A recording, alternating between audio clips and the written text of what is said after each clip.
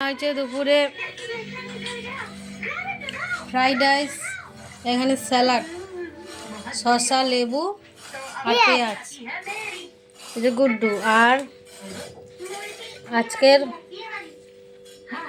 লাল লাল ঝাল ঝাল মটন।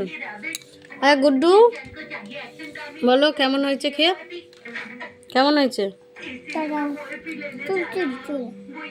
চুল না, ওটা মশলা। বলো, এদিকে এদিকে। ভালো। কেরম ভালো?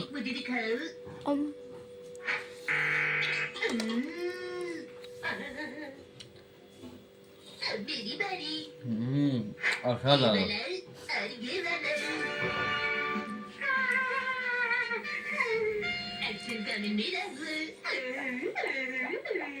টেস্টি। ইয়াম্মি, টেস্টি হয়েছে। কে কে খাবে চলেছে? মটনটার কালার দেখেছো? মটনটার কালার দেখা একদম